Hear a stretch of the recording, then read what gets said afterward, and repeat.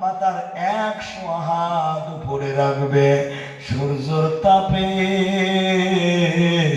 মাথার মগজগুলো ভাতের উতালের মতো টকবক টকবক করবে, নাকের ছিদ্র কানের ছিদ্র দিয়ে বের হয়ে যাবে।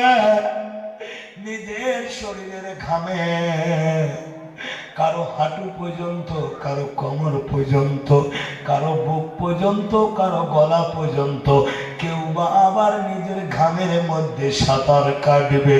কিন্তু সেই দিন আমার আল্লাহ 7 শ্রেণীর মানুষকে, কয় শ্রেণী?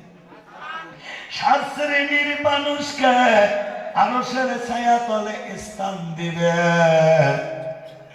প্রথম শ্রেণীর মানুষ হবে ইমামুন আদিলুন, ইনসাফ পরওয়ার ইমাম, ন্যায় বিচার করনেওয়ালা বিচারক, ন্যায় শাসন করনেওয়ালা শাসক।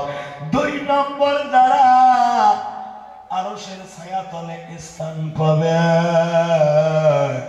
নবী বলে শাবুন নাশা ফি ইবাদাতিল্লাহি তাআলা, জোরে বলা যাবে না সুবহানাল্লাহ।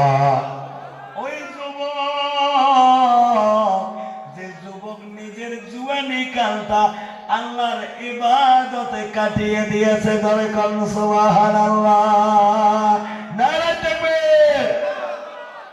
কিন্তু যুবক তো নামাজ পড়বে চায় না, চায়